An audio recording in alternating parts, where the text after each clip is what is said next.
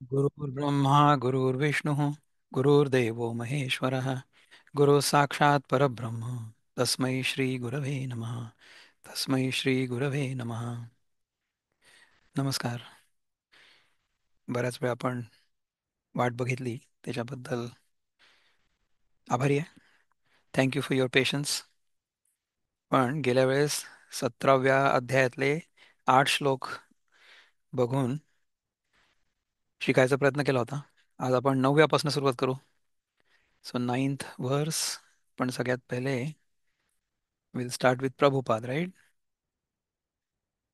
कट्वं ललवणात्युष्ण तीक्ष्णरूक्षविदाहिनः आहारा राजसस्येष्टा दुःखशोकामयप्रदाः. कटु, आम्ल, foods that are too bitter, too sour, salty, hot, pungent, dry, and burning are dear to those in the mode of passion. रजोगुणी लोकांना असल्या प्रकारचे पदार्थ आवडतात. Such foods cause distress, misery, and disease. आपण खावेत काय पदार्थ आपण ठरवावं. खारे वृक्ष कडू तिख आम्ल अत्युष्ण दाहक दुःख शोकद आधार आहार रोगवर्धक राजस. रोगवर्धक म्हणजे आणि रोगांचं वर्धन म्हणजे रोग वाढतात. रोगांचं वर्धन होणं म्हणजे रोग वाढणं. खारे पदार्थ खाल्ले, वृक्ष, कडू, तिखट. आम्ल म्हणजे आंबट.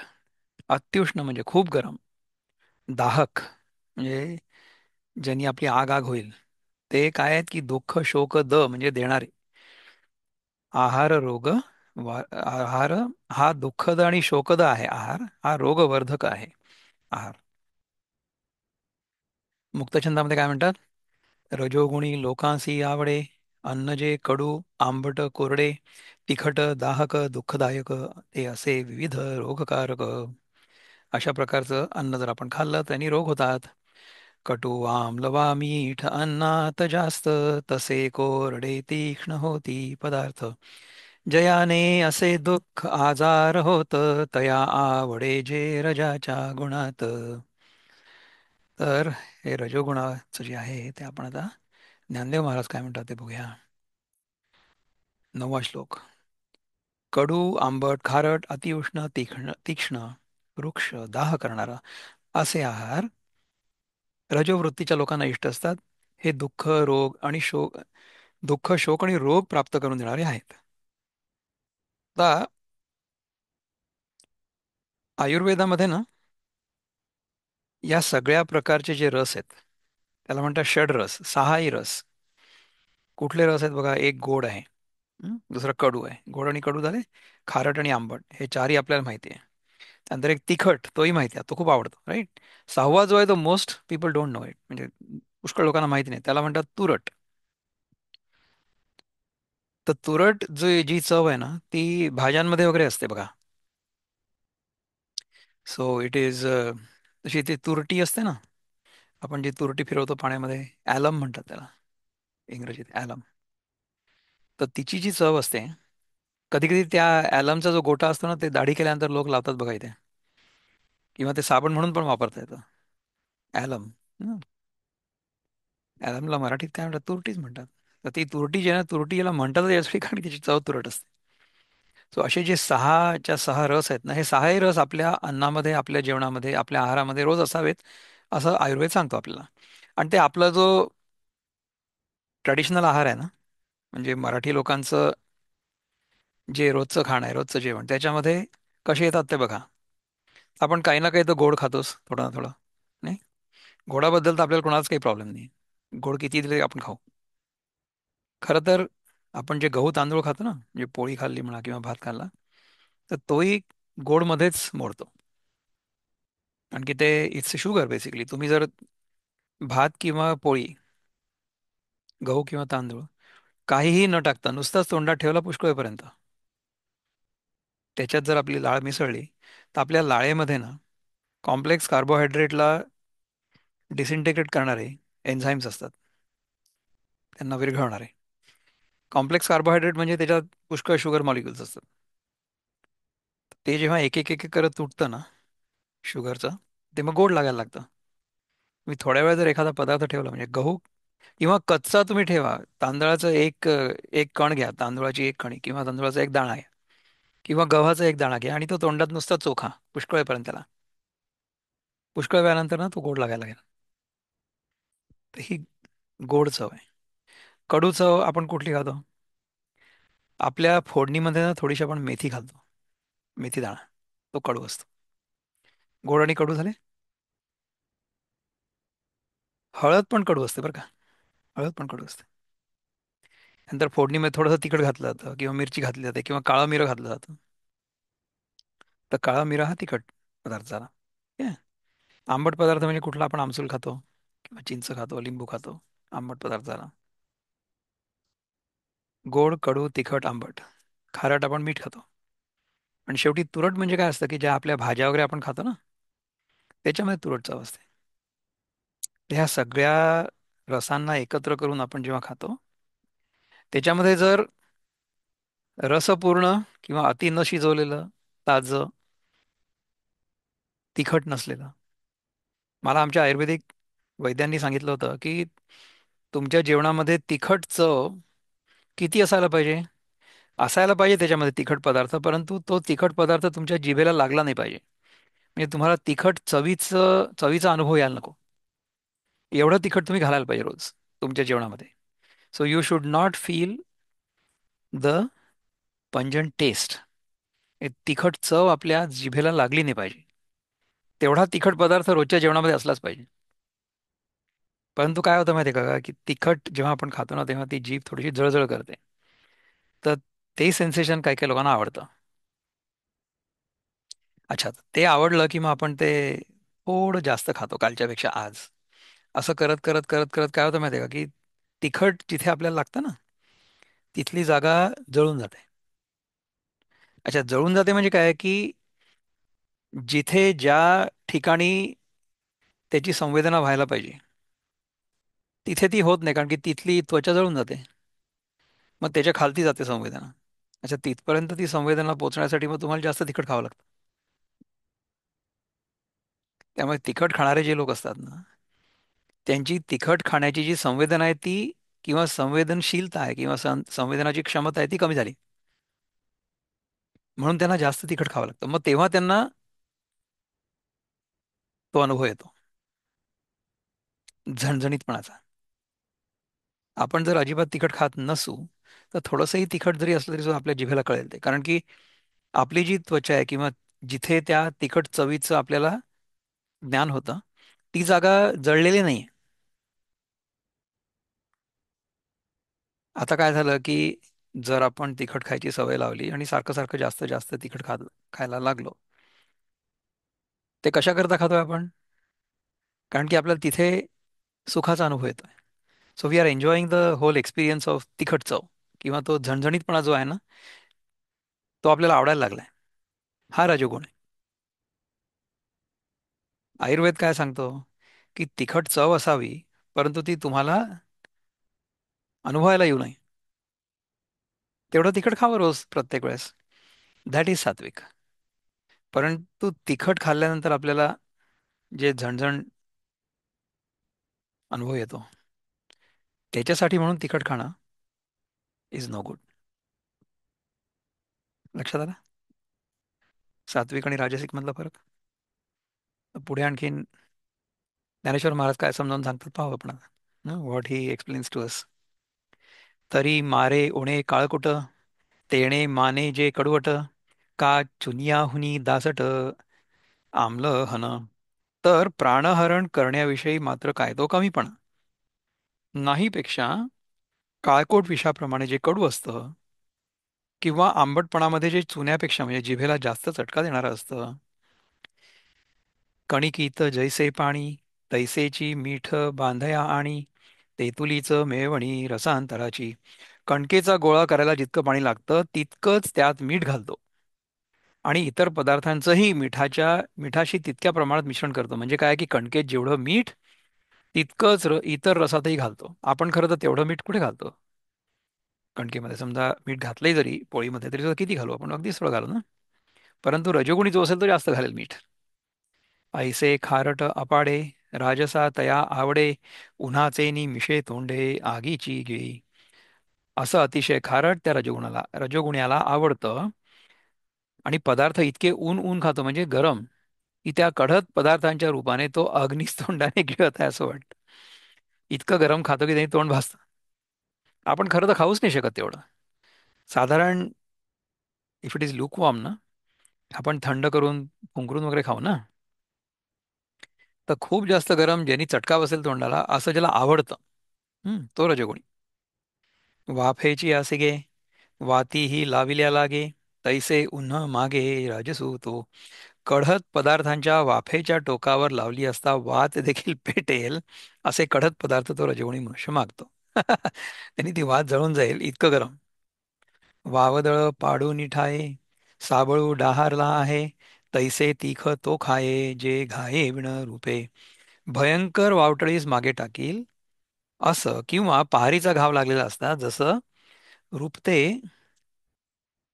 रुपते काय आहे? जसं रुपते तसे घावा वाचून रुपणारे झणझणीत असे तिखट तो खातो.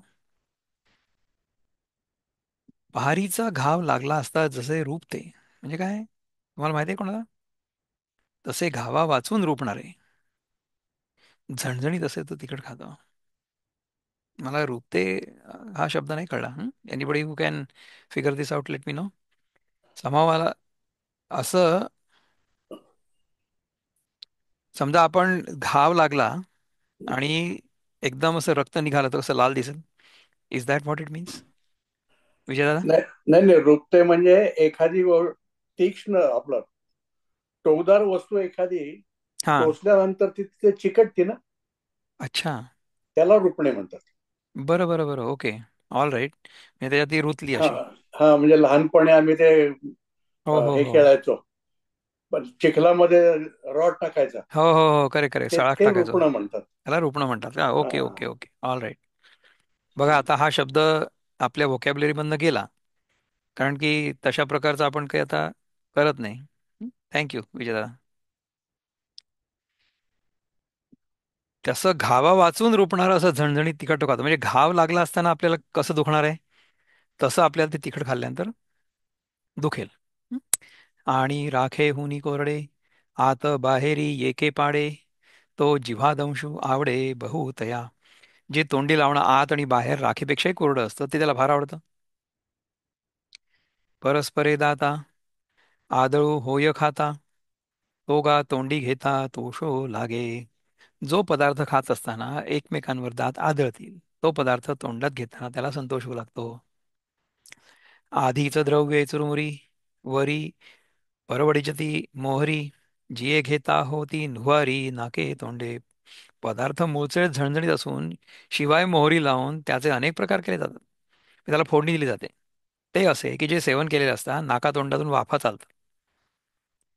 हे असो उगे आगीते म्हणे तैसे राईते, पढिये प्राणाप्रवते राजसासी गा. हे राहू दे अर्जुना, अग्नीला गप्प बैस असं म्हणेल तसं तिखट राहते. तसे तिखट राहते म्हणजे रायता आपण जर खाल्ला किंवा एखादी कोशिंबीर ती ती पण खूप तिखट. रजोगुण्याला ती प्राणापेक्षा जास्त आवडते. ऐसा न पुरोनी तोंडा जिभा केला वेडा, अन्नमिषे अग्नी भडभडा पोटी भरी. याप्रमाणे तोंडाला पुरेसं न होऊन तो जिभेने वेडा केलेला रजोगुणी पुरुष अन्नाच्या निमित्ताने पोटात प्रज्वलित अग्नीच भरत असतो. तैसाची लवंगा सुंठे मग भुई गा सेजे खाटे, पाणियाचे न सुटे तोंडोनी पात्र.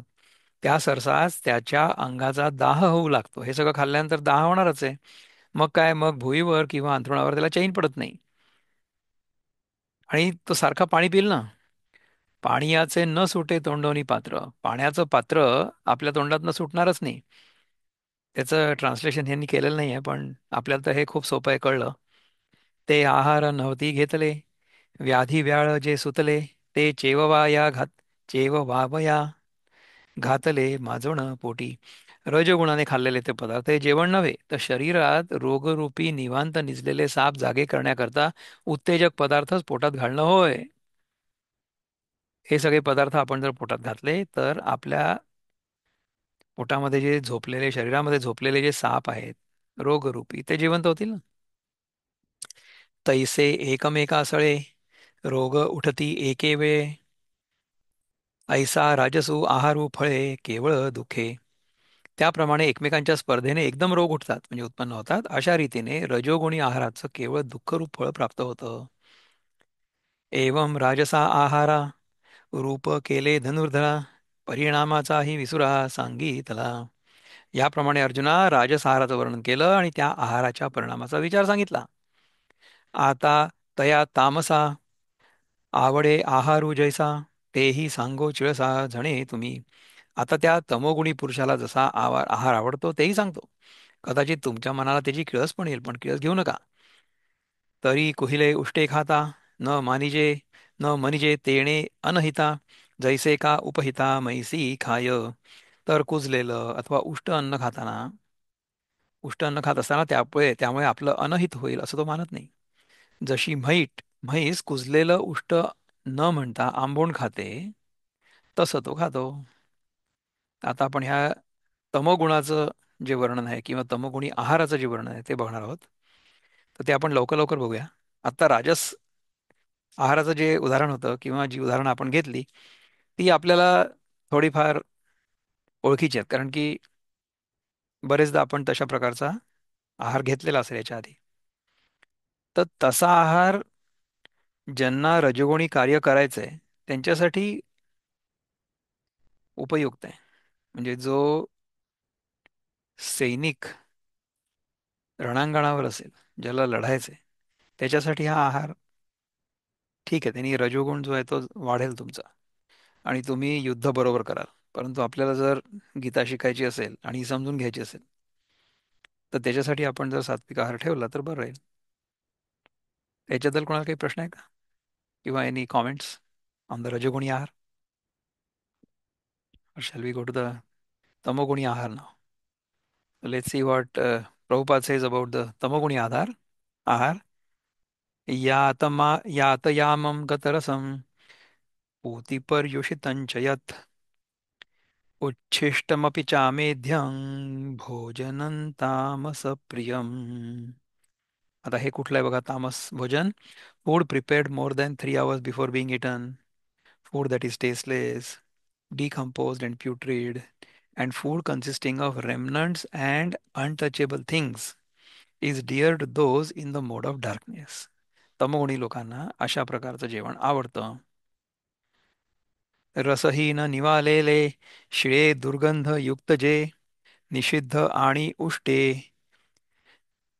रसहीन निवालेले शिळे दुर्गंध युक्त जे, निषिद्ध आणि उष्टे ही तामस प्रिय भोजन.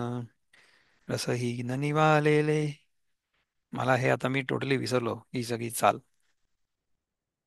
रसहीन निवालेले शिळे दुर्गंधयुक्त जे, निषिद्ध आणि उष्टेही तामस प्रिय भोजन. रसहीन निवालेले शिळ दुर्गंधयुक्त निषिद्ध आणि उष्ट हे सगळं तामस भोजन आहे. आपण किशोरजी काय म्हणतात बघूया. अन्न अर्धकच्चे चवरहित, जे अपवित्र आणि दूषित, नासके शिळे आणि उष्टे, तमोगुणी जनास प्रिय वाटे. वृत्तबद्धाने काय म्हणतात. नसेची चवी अर्धकच्चे रहावे, तसे नासके अन्न ताजे नसावे. नसे त्यासी पावित्र्य उष्टे असावे, तमोयुक्त लोकास ते प्रिय व्हावे. आता हे अर्धकच्च जे आहे ना, ते अर्धकच्च म्हणजे तांदूळ म्हणा किंवा गहू म्हणा किंवा पोळी म्हणा त्याच्यासाठी येते, नॉट फॉर द व्हेजिटेबल्स. आपण ज्या भाज्या जेंटली सॉटे करून खातो ना, त्या आपण तशा कच्च्या पण खाऊ शकतो. परंतु त्यांना जर जेंटली आपण जर सॉटे केलं, थोडीशी फोडणी दिली आणि थोडंसं गरम केलं, तर they become slightly easier to digest. Okay. अन्न पचवण्याकरता आपल्याला अग्नी आवश्यक आहे. आपल्या पोटातला अग्नी जर पुरेसा नसेल तर मग त्याला बाहेरून अग्नी थोडंसं देणं आवश्यक आहे. म्हणजे मग ते आपल्या शरीरामध्ये पचायला सोपं होतं. पण आता हा जो तमोगुणी आहार आहे तो कसा आहे, म्हणजे पोळी अर्धवट कच्चीच ठेवली, किंवा आता तुम्ही क्लासिक म्हणजे आता आपण अमेरिकेत राहतो ना, अमेरिकेत लोक रेस्टॉरंटमध्ये जातात आणि ते स्टेक खातात, स्टेक. त्याच्यामध्ये म्हणतात की रेअर. रेअर म्हणजे काय की फक्त बाहेरचं शिजलेलं असेल, बाहेरचा भाग त्याचा शिजलेला असेल पण आतला भाग शिजलेलाच नसतो, असं स्टेक खातात म्हणजे मांस. तमोगुणी आहार येतो. ठीक आहे. त्यानंतर वास येत असलेलं. वास येत असलेलं काय मग? समजा आपण खूप दिवस ठेवलेलं असेल. पुष्कळशा लोकांना ते फर्मेंट केलेलं, खूप जास्त फर्मेंट केलेलं पण आवडतं. दारू पण त्याच्यात आली ना बाय द वे.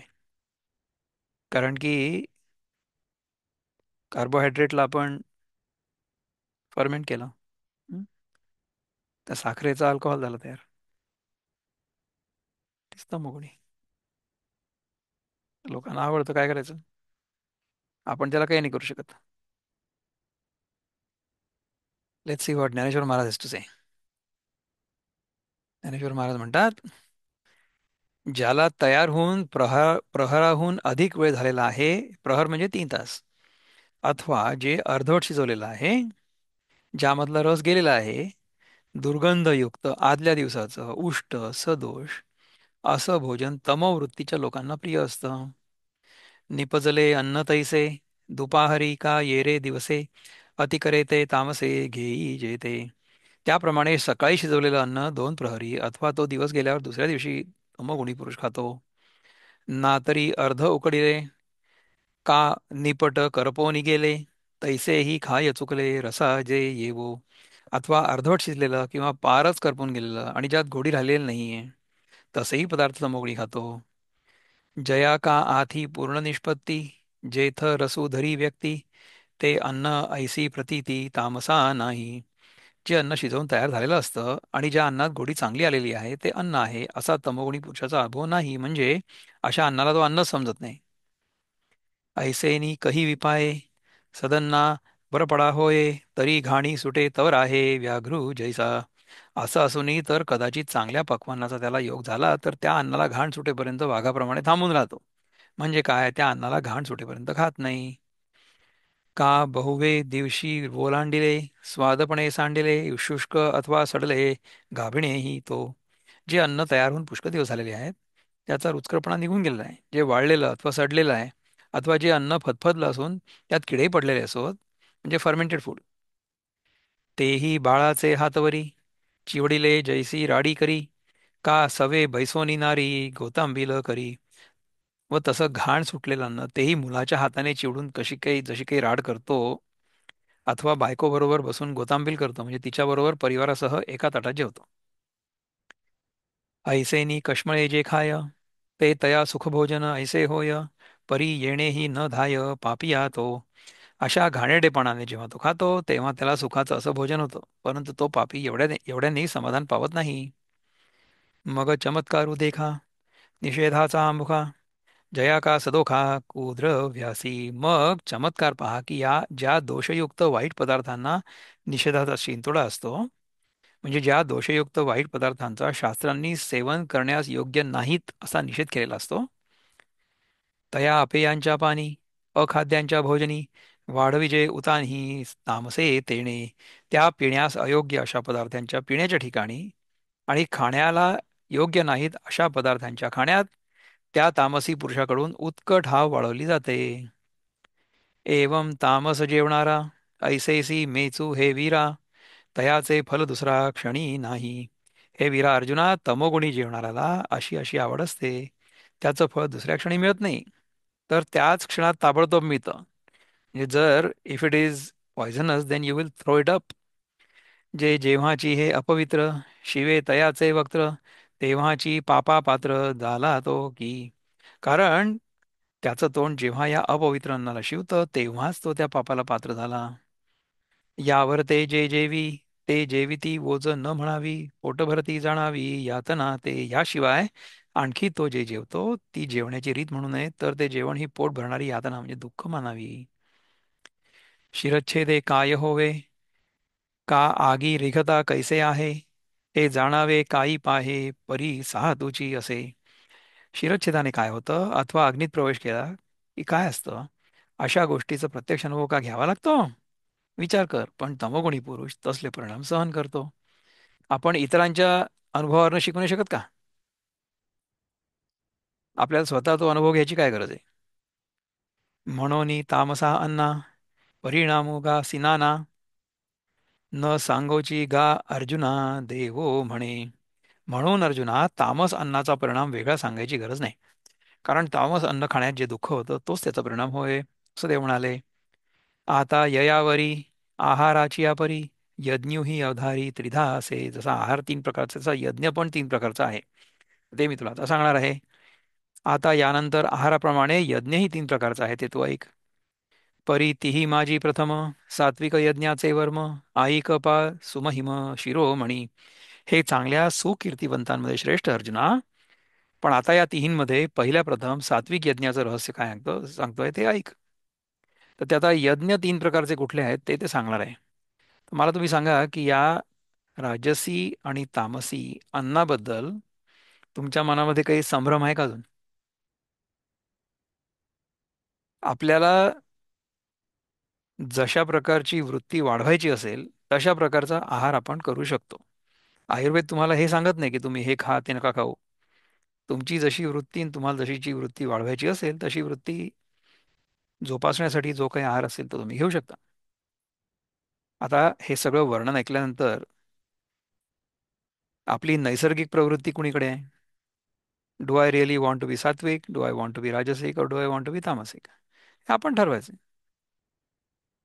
काय खाल्ल्याने काय होतं एवढंच फक्त आयुर्वेद आपल्याला सांगतो किंवा गीता आपल्याला सांगते.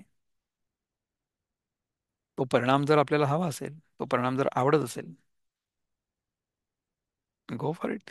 काय तथास्तु असंच म्हणणार ना गीता, आणखी काय म्हणणार? आता यज्ञाचे तीन प्रकार पाहू आपण. Let's see what Prabhupada has to say. Number 11.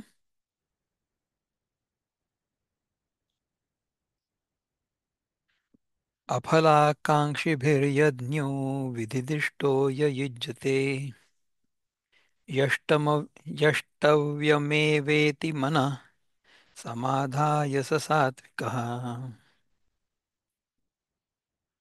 Of sacrifices म्हणजे of yajna, the sacrifice performed according to the directions of scripture as a matter of duty by those who desire no reward is of the nature of goodness. म्हणजे आपण जर यज्ञ केला आणि त्याच्यापासून जर आपल्याला काही स्वतःसाठी नको असेल तर ते ठीक आहे.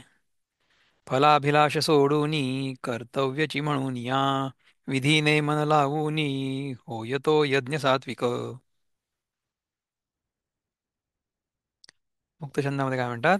सात्विक यज्ञ त्यासी म्हणती, ज्यास कर्तव्य कर्म समजती, फलाशा विरहित शास्त्रविहित करीती मनोधैर्या सहित.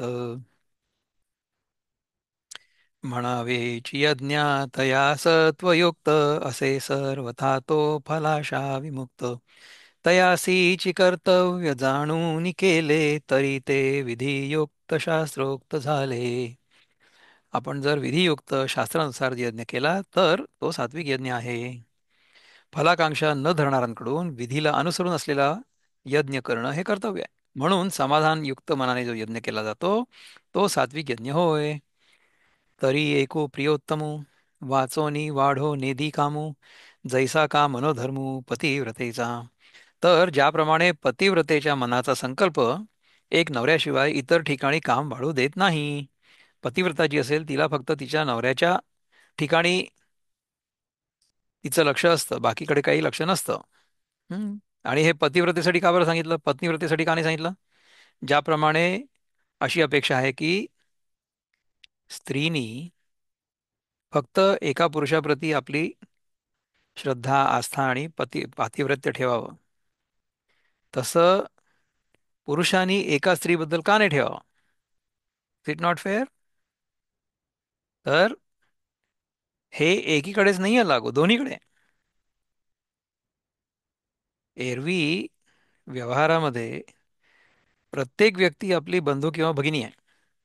ओके. आणि शास्त्रांनी एका स्त्रीला depending upon the genetic structure म्हणजे गोत्र वगैरे हे सगळं फॉर प्रोक्रिएशन तुम्हाला एक स्त्री पत्नी म्हणून दिलेली. बाकीच्या सगळ्या स्त्रिया त्या आपल्या बहिणी आहेत, मुली आहेत, आया आहेत. So we look at them from that view point. कळलं? तर हे प्रत्येक पुरुषाला सुद्धा तेवढंच लागू आहे. म्हणजे सांगण्यात येतं स्त्रियांसाठी की स्त्री पतिव्रता असावं, पण मग पुरुषांनी पत्नीव्रता का असू नये? बिलकुल असायला पाहिजे, नाही का? नाना सिंधू ते ठाकोनी गंगा, पुढारा न करीची रिगा, का आत्मा देखोनी उगा वेदू ठेला. अथवा समुद्राला मिळाल्यावर गंगा पुढे धाव घेतच नाही. अथवा आत्म्याला पाहून वेद स्तब्ध राहिला. वेद आत्म्याला पाहून स्तब्ध राहिला म्हणजे काय की त्याचं वर्णन नाही करू शकत. नाना सिंधू ते ठाकोनी गंगा, पुढारा न करीची रिगा, का आत्मा देखोनी उगा वेदू ठेला. अथवा समुद्राला मिळाल्यावर गंगा पुढे धाव घेतच नाही. अरे पुन्हा वाचला पण आहे, ठीक आहे, हरकत नाही. अथवा आत्म्याला पाहून वेद स्तब्ध राहिला. तैसे जे आपुल्या स्वहिती, वेचूनिया चित्तवृत्ती, नुरवितीची अहंकृती फळा लागी. त्याप्रमाणे जे लोक आपल्या हिताच्या ठिकाणी चित्तवृत्ती खर्च करून कर्माच्या फळाच्या प्राप्तीविषयी कर्तेपणाचा अहंकार शिल्लक राहू देत नाहीत. आपल्या हिताच्या ठिकाणी चित्तवृत्ती खर्च करून म्हणजे जिथे आपलं हित आहे, ज्याने आपलं कल्याण होणार आहे, चांगलं होणार आहे, तिथे आपली चित्तवृत्ती आपण खर्च करावी. आणि कर्माचं जे फळ असेल त्याच्या प्राप्तीविषयी कर्तेपणाचा अहंकार शिल्लक राहू देत नाहीत. आपण कितीतरी वेळा याच्या आधी वाचलेलं ना, ऐकलंय, म्हणजे पुष्कळ वेळा चिंतन केलेलं आहे की प्रकृतीमध्ये घडणाऱ्या ज्या क्रिया असतात त्यांचं जे फळ असतं ते प्रकृतीच्या नियमानुसार घडत असतं. त्यामुळे तीच प्रक्रिया कोणीही जरी केली तरी सुद्धा तेच फळ मिळणार आहे. त्यामुळे मी जो करता आहे तो काय करतो विशेष? काहीच नाही करत आहे. जोपर्यंत आपल्या मनामध्ये ही कर्तेपणाची भावना असते, कर्तेपणाचा अहंकार असतो, तोपर्यंत आपल्याला सुख आणि दुःख होत राहणार आहे. आणि कर्म देखील आपल्या मानगुटीवर येऊन बसेल. जर कर्ता भाव आपण टाकला तर मग कर्म आपल्या मानगुटीवर येऊन बसणार नाही. समजा आपण एखादी गोष्ट केलीच नाही तर त्याचं फळ काय मिळणार आपल्याला? काहीच नाही. तर गोष्ट करायची आहे, परंतु त्याचं फळ जे आहे ते मी केल्यामुळे मिळालेलं आहे, ही कर्तापणाची भावना नको फक्त बस. तर ते केव्हा होईल? जर जे काही आपण कर्म करू ते जर निष्काम असलं, म्हणजे काय की सगळ्यांच्या कल्याणाकरता असलं, पण त्याच्यातनं मला एवढी पण इच्छा नाही की लोकांनी असं म्हणावं की अरे तुम्ही किती चांगलं काम करताय, अशी पण अपेक्षा नको. कारण की तो कर्ताभावाचा, कर्तेपणाचा किंवा कर्मफलाचा सूक्ष्म अहंकार आहे किंवा सूक्ष्म आसक्ती आहे. मागे आपण बघितलं होतं ना 14व्या अध्यायामध्ये, डू यू रिमेंबर, की सत्वगुणाचा अहंकार कसा टाकायचा? तो सातत्याने टाकायचा.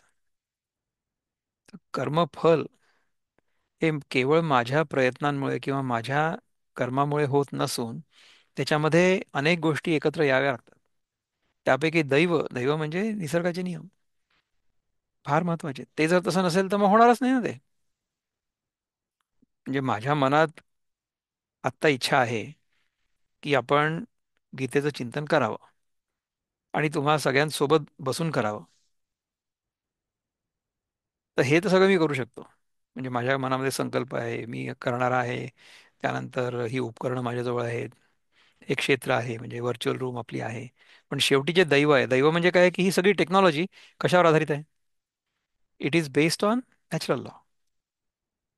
निसर्गाचे जे नियम आहेत ते सगळे नियम आपण शिकलो, त्यानुसार आपण हे तंत्रज्ञान विकसित केलं आणि त्याच्या आधारावर आपण एकमेकांशी बोलतो आहोत. तर हे सगळं एकत्र जुळून येणं आवश्यक आहे ना. ते जर नाही आलं तर जो परिणाम व्हायला हवा तो होणार नाही. तर यापैकी मी काय तयार केलं सांगा बरं? म्हणजे हे कम्प्युटर मी तयार नाही केलं आहे, इंटरनेटचा शोध मी नाही लावला आहे, त्यानंतर हे सगळं जे तंत्रज्ञान आहे ज्या योगे माझं बोलणं तुम्हाला ऐकू येत आहे, हे काहीही मी तयार केलेलं नाही. बरं ते ज्याच्यावर आधारित आहे, ते जे निसर्गाचे नियम आहेत ते तर मी बिलकुलच तयार नाही केले. ते तर मी नाही, हे शास्त्रज्ञ ज्यांनी ही सगळी टेक्नॉलॉजी शोधून काढली त्यांनी सुद्धा ते नियम तयार नाही केलेत.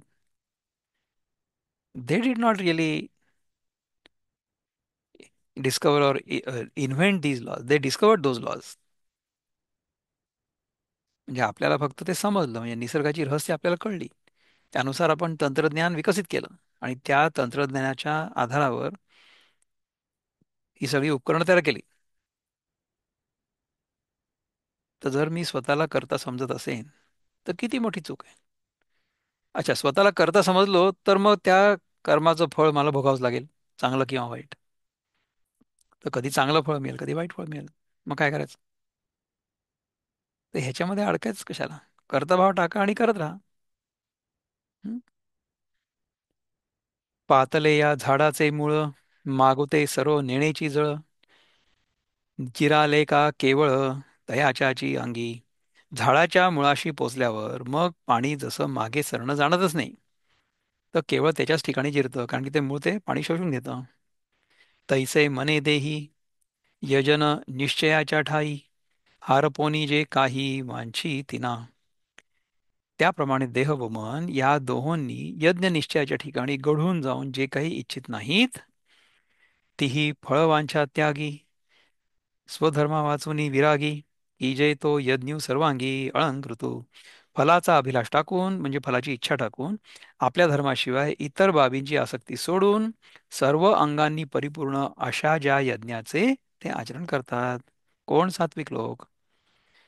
परी आरिसा आपण पे, डोळा जैसे घेपे, का तळहातीची दीपे रत्न पाहिजे.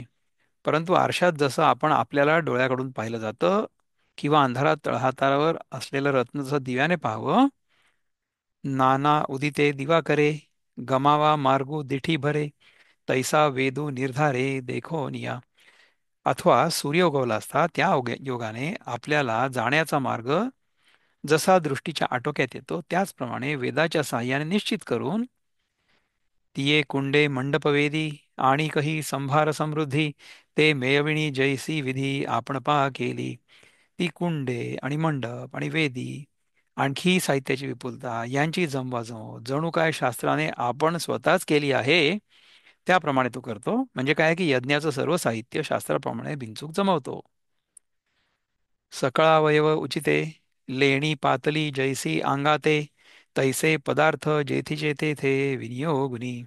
अंगावर सर्व अवयवांच्या ठिकाणी जसे त्या त्या अवयवांना योग्य असे अलंकार घातलेले असावेत, त्याचप्रमाणे जेथे जो पदार्थ पाहिजे तेथे तो पदार्थ व्यवस्थेने योजून. आता तुम्ही सांगा की आपल्या शरीरावर बायकांना माहिती आहे, आपल्या ज्या सगळ्या बहिणी आहेत त्यांना सगळ्यांना माहिती आहे की कुठला अलंकार कुठे घालायचा, म्हणजे कुठलं कुठला दागिना कुठे घालायचा. नाकात काय घालायचं, कानात काय घालायचं, गळ्यात काय घालायचं, कमरेला काय बांधायचं, पायात काय घालायचं, हे सगळं त्यांना माहिती आहे. तर इकडला दागिना तिकडे चालेल का? नाही चालेल. ठीक आहे ना. तर त्याप्रमाणे यज्ञामध्ये सुद्धा सगळी रचना जी आहे ती सगळी व्यवस्थित करावी लागते. हम्म. काय वानू भोवती बोली, जैसी सर्वाभरणी भरली, ते यज्ञ विद्याची रूपा आली जनमिषे. फार शब्दांनी काय वर्णन करू. जसे काही सर्व अलंकार घातलेली अशी यज्ञ विद्याच यज्ञाच्या निमित्ताने प्रत्यक्ष मूर्तिमंत आलेली आहे. तैसा सांगोपांगू निफजे जो यागू, नुठवूनिया लागू महत्वाचा. त्याप्रमाणे तो यज्ञ अंगे व उपांगे, म्हणजे यज्ञाचं अंग आहे आणि उपांग आहे. एक्झॅक्टली काय करायचं किंवा काय काय आहे त्याचे उपांग म्हणजे अ, सब, काय म्हणता येईल त्याला, अवयवाला काय म्हणतात, ऑर्गन्स. अंगे आणि उपांगे. आता समजा आपण हात म्हटलं ना, तर हाताला हा पंजा हे अंग झालं आणि हे उपांग झालं, राईट. बोटं म्हणजे, सो सब डिव्हिजन्स, डिव्हिजन्स आणि सब डिव्हिजन्स, अंग आणि उपांग. यज्ञामध्ये मध्ये there are certain major things आणि then there are certain minor things peripheral. हे म्हणजे काय हे मला माहित नाही आहे, मी तुम्हाला फक्त शब्दाचा अर्थ सांगितला. मी स्वतः यज्ञ केलेला नाही आहे. यज्ञ आपण कुठला करतोय? आपण हा ज्ञानयज्ञ करतो. तर ह्याचं उपांग म्हणजे काय माहिती आहे का? ह्याचं अंग आणि उपांग काय सांगू का ह्याच्यातलं, जे आपण करतोय ते. तर ह्याचं अंग म्हणजे ज्ञानेश्वरी, किंवा समजा अंग म्हणजे गीता, उपांग म्हणजे ज्ञानेश्वरी. कारण की गीतेपासून ज्ञानेश्वरी बाहेर निघाली ना. तर ते सगळं आपण शिकायचा प्रयत्न करतो एक एक एक करत. We are trying to understand everything. आणि त्या उपांगापासून अंगापर्यंत आणि तिथपासून त्याच्या गाभ्यापर्यंत आपल्याला जायची इच्छा आहे. आपण जे काही आता चिंतन करतोय, जे काही शिकतोय, ते ह्या ज्ञानेश्वरीचा शब्दशः अर्थ समजून घेण्यासाठी नाही करत आहे. ज्ञानेश्वरी मार्फत गीतेचा अर्थ समजून घ्यायचा प्रयत्न करतो. तो अर्थ समजल्यानंतर तो आपल्या जीवनात उतरवण्याचा प्रयत्न करतो आणि त्यानुसार जीवन जगल्यामुळे आपल्याला जो आतून आनंदाचा अनुभव येतो, तो आनंद अनुभवण्याचा प्रयत्न करतो. का बरं? कारण की तोच खरा आनंद आहे. कारण की तेच आपलं खरं स्वरूप आहे. तर ज्ञानेश्वरीच्या अभ्यासाने किंवा गीतेच्या अभ्यासाने आपल्याला आपलं खरं स्वरूप जे आहे ना, ते समजायला सहाय्य होणार. It's going to help us. प्रतिपाळो तरी पाटाचा, झाडी कीजे तुळशीचा, परी फळा फुला छायेचा आश्रयो नाही. तुळशीच्या झाडाचं तर उत्तम प्रकारचं संरक्षण केलं जातं. परंतु त्या संरक्षण करण्यात फळांचा, फुलांचा अथवा छायेच्या हेतूचा संबंध नसतो. जेव्हा आपण तुळशीच्या झाडाचं उत्तम प्रकारे संरक्षण करतो, तेव्हा संरक्षण काय करतो? इतर झाडं लावतो त्याच्या बाजूला, आजूबाजूला. परंतु त्या संरक्षण करण्यात फळांच्या, फुलांचा किंवा छायेच्या हेतूचा संबंध नसतो. तुळशीला प्रोटेक्ट करण्याचा हे असतो. संरक्षण जे करायचं असतं तुळशीच्या झाडाचं, that is the main purpose, मुख्य हेतू. पण त्याच्यासोबत आपल्याला फळं आणि फुलं बाकीची मिळून जातात आपोआप. किंबहुना फळाशेविण ऐसे या निगुती निर्माण, होयतो यागो जाण सात्विको गा. अर्जुना, फार काय सांगावं? फळाशे शिवाय अशा युक्तीने जो यज्ञ केला जातो, तो सात्विक यज्ञ आहे असं तू समज. अशा प्रकारे आपण सात्विक यज्ञाविषयी शिकलो आता. सात्विक यज्ञाबद्दल जर तुम्हाला काही बोलायचं असेल, तुम्ही बोलू शकता. ठीक आहे, मग त्यानंतर राजस आणि तामस यज्ञ काय पाहू? Let's do that. नेक्स्ट श्लोक. अभिसंध्याय तु फलं दंभार्थमपि चैव यत् इज्जते श्रेष्ठतम इज्जते भरतश्रेष्ठतम यज्ञं. नाही, असं नाही आहे. इज्जते भरतश्रेष्ठतम यज्ञं विद्धी राजसं. हे मला संस्कृत बरोबर येत नाही, त्यामुळे तुम्ही हे सगळं माझं सहन करता, त्याच्याबद्दल मी तुमचा खूप आभारी आहे. यू टॉलरेट मी. आपल्याला अर्थ समजायचा आहे. ते संस्कृत जर म्हणता आलं तर फार चांगली गोष्ट आहे. नाही जरी आलं तरी अर्थ समजणं फार महत्त्वाचं आहे. But the sacrifice perform for some material benefit or for the sake of pride, O chief of Bharatas, you should know to be in the mode of passion. याच्यातनं जर मला लोकांना शहाणपणा शिकवायचं असेल किंवा माझं खूप नाव व्हावं असं वाटत असेल, तर तो राजस यज्ञ आहे. फळाचे अनुसंधान राखुनी दंभपूर्वक, लोकात यजिला जाय जाणतो यज्ञ राजस. किशोरजी काय म्हणतात? ते म्हणतात, फॉर द राजस यज्ञ, हे अर्जुना, असे तू जाणावे, राजस यज्ञ त्यासी म्हणावे, केला फलाशा मनी धरुनी आणि दंभ भावना ठेवूनी. अशा प्रकारे जर यज्ञ केला तर तो राजसी यज्ञ आहे. फलाशा जयाच्याची यज्ञी असेही, मनी दंभ भावा धरुनी तसेही. अशा यज्ञ कर्मा रजोयुक्त जाण, असे अर्जुना सांगता आहेत कृष्ण. ज्ञानेश्वर महाराज काय म्हणतात? ज्ञानेश्वर महाराज म्हणतात, हे भरतश्रेष्ठा, क्रियेने वरच्यासारखाच, परंतु फलाचा उद्देश धरून आणि दांभिकपणे जर यज्ञ केला तर तो राजस यज्ञ जाण. आता यज्ञू वीरेशा, करी पै याची ऐसा, परी श्राद्धा लागे जैसा अवंतीला राहो. अर्जुना, आता रजोगुणी पुरुष खरोखरच याच्याच म्हणजे सत्वगुणाच्या यज्ञासारखाच यज्ञ करतो, परंतु फलेच्छेने वगैरे करतो, जसं श्राद्धाच्या दिवशी राजाला भोजनाला आमंत्रण द्यावं. आता बघा, आपण श्राद्ध कशा करता करतो? श्राद्ध आपल्या पितरांना तृप्ती व्हावी म्हणून आपण श्राद्ध करतो, ठीक आहे ना? परंतु त्याच्यासाठी आपण गावामधल्या राजाला बोलवतो, म्हणजे कुठल्या तरी सेलिब्रिटीला बोलवतो. कशा करता बोलवतो? लोकांना दाखवायला की माझी ह्यांच्याशी ओळख आहे. दॅट इज राजस यज्ञ. दॅट इज राजस श्राद्ध. दिसायला ते सगळं श्राद्ध आधीच्या सात्विक श्राद्धासारखं दिसेल, परंतु त्याच्यामध्ये मी किती मोठा आहे, मी किती ग्रेट आहे, हं? हे दाखवण्याची इच्छा असेल मनामध्ये, म्हणून तो राजस यज्ञ झाला.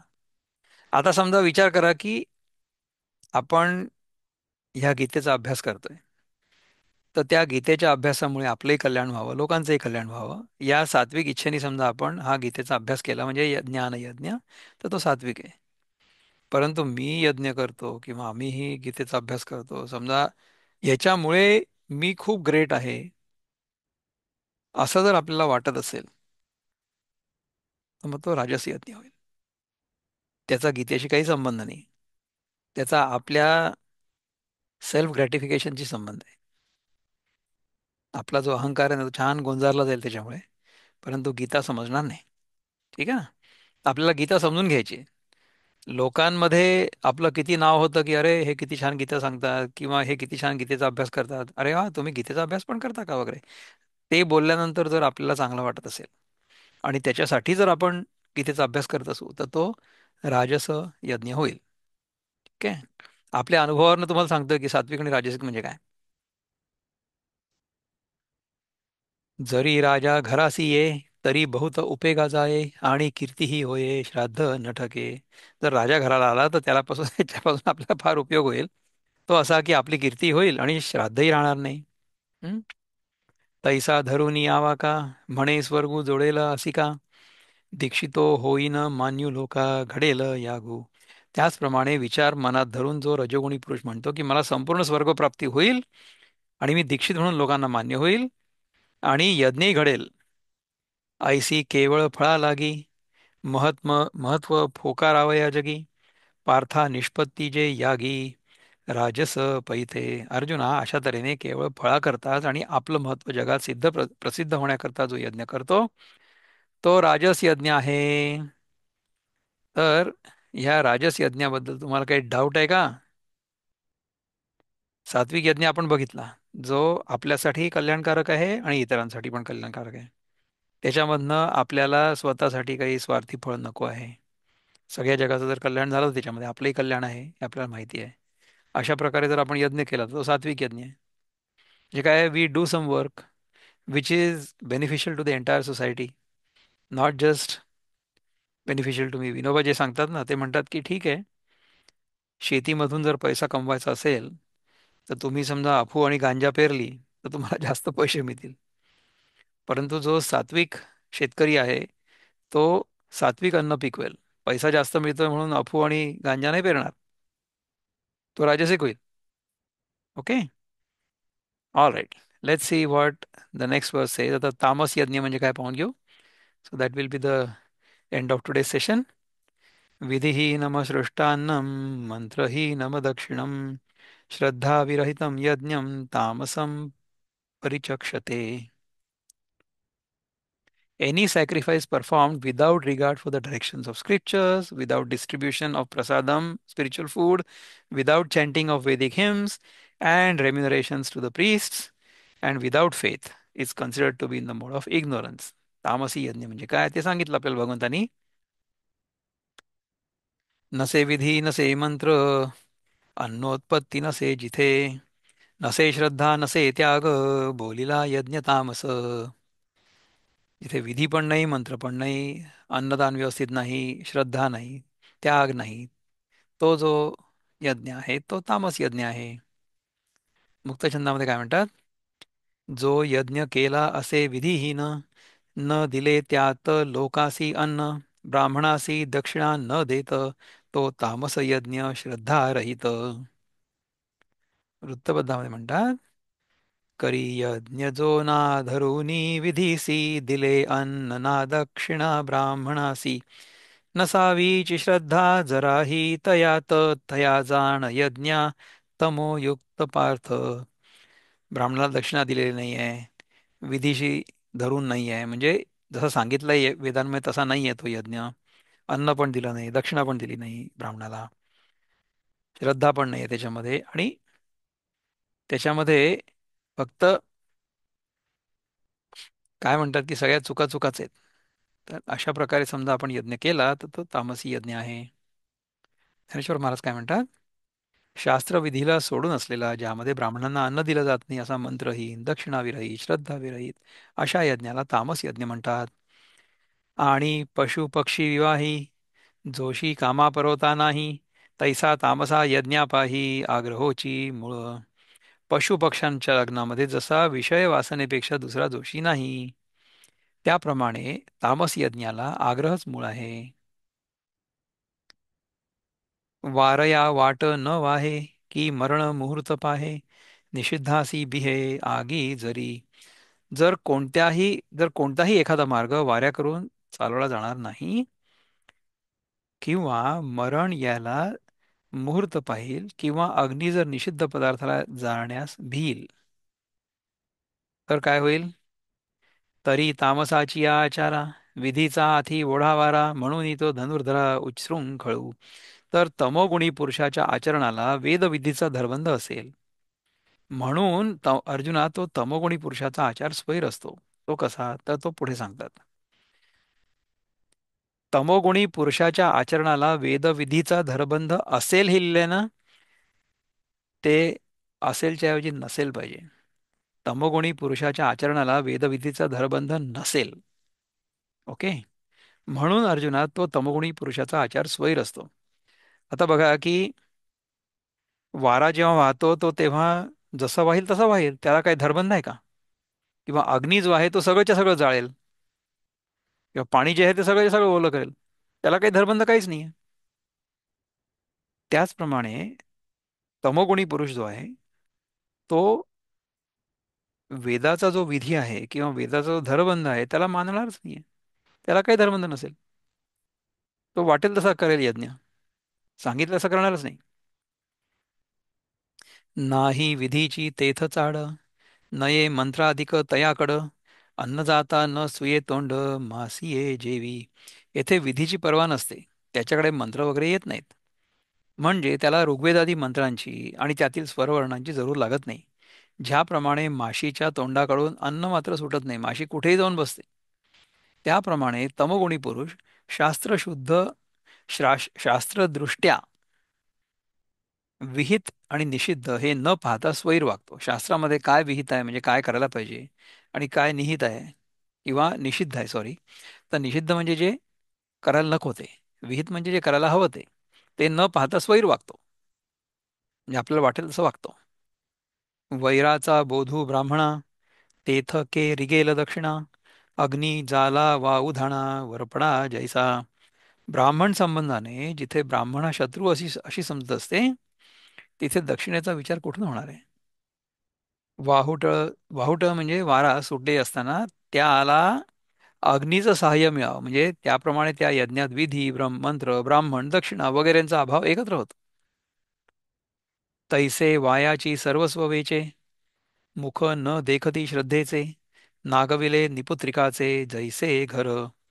जसं निपुत्रिकाचं घर नागवलं जातं, त्याचप्रमाणे श्रद्धेचं तोंड न पाहता सर्वही व्यर्थच खर्च होतं. ऐसा जो यज्ञाभासू, तया नाम यागू तामसू. आईके म्हणे निवासू, श्रियेचा तो. असा जो यज्ञाचा नुसता देखावा असतो त्याला तामस यज्ञ म्हणावं. अर्जुना, हे ऐक. असं तो लक्ष्मीचं निवासस्थान श्रीकृष्ण म्हणाला.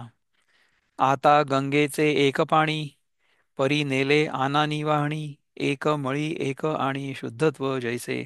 आता गंगेचं एकच पाणी, परंतु ते निरनिराळ्या मार्गाने गेलं असताना ते एका मार्गाने अमंगलता प्राप्त करून देतं, आणि एका मार्गाने पवित्रत्व उत्पन्न करणारं होतं. सईकडे जर गेलं तर ते अपवित्र होईल आणि विरून जाईल, परंतु एका दिशेने जेव्हा जातं तेव्हा त्याची गंगा होते. तैसे तिही गुणी तप, येथ जाहले आहे त्रिरूप. ते एक केले दे पाप, उद्धरी एक. त्याप्रमाणे ह्या जगात तीन गुणींच्या म्हणायच्या काय, तीन गुणांच्या पाहिजे. योगाने तप तीन स्वरूपाचा झालेला आहे.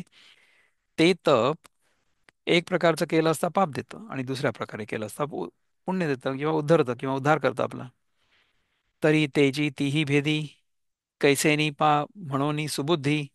जाणो पहासी तरी आधी, तपची जाण. हे बुद्धिमान अर्जुना, ते तपच तीन भेदांनी कसं झालं आहे म्हणून जाणू पाहशील तर आधी तप काय आहे हे समजून घे. देन आय टेल यू की सात्विक, राजसिक, तामसिक तप म्हणजे कुठलं आहे. येथ तप म्हणजे काही, ते स्वरूप दाऊ पाही. मग भेदिले गुणी तिही, ते पाठी बोलो. ह्या जगात तप म्हणजे काय, त्याचं स्वरूप तुला दाखवू. हे पहा, नंतर 3 गुणांनी ते 3 प्रकारचं झालं आहे म्हणून ते मागवून सांगू. तरी तप जे का सम्यक, तेही त्रिविध आईक, शारीर मानसिक शाब्द गा. तर शुद्ध तप ते शारीरिक, मानसिक आणि वाचिक असं 3 प्रकारचं आहे, ते ऐक. आता गा तिही माझारी, शारीर तव अवधारी, तरी शंभू का श्रीहरी पढियंता होय. आता या तिहीपैकी शारीरिक तप जे आहे ते ऐक. तर त्या तप करणाऱ्याला शंकर किंवा विष्णू ह्यापैकी जो देव आवडत असेल तो, याच्या पुढचं जे आहे ते सगळं तपाबद्दल आहे, आणि पहिले शरीर तपाबद्दल, नंतर मग बाकीचे तप. आतापर्यंत आपण काय बघितलं? आपण आहार कुठला सात्विक आहे, राजसी आहे, तामसी आहे बघितला. त्यानंतर यज्ञ जो सात्विक, राजसी आणि तामसी आहे तो बघितला. आणि ह्याच्यानंतर जे तप आहे ते म्हणजे सात्विक, राजसी, तामसी कसं असेल ते पुढच्या वेळेस बघू आपण. आतापर्यंत आपण आहार आणि यज्ञ याचे जे 3 प्रकार बघितले, त्याच्याबद्दल तुमच्या मनात जर काही शंका असतील किंवा तुम्हाला काही विचार सांगायचे असतील तर तुम्ही सांगा जरूर. काही आहे का? की पुढच्या वेळेस मग यज्ञ नाही, आता तप बघू पुढच्या वेळेस. चालेल. ओम पूर्णमद पूर्णमिदं पूर्णात् पूर्णमुदच्यते पूर्णस्य पूर्णमादाय पूर्णमेवावशिष्यते. ओम शांती शांती शांती. हरि ओम. श्री गुरुभ्यो नमः. हरि ओम. नमस्कार.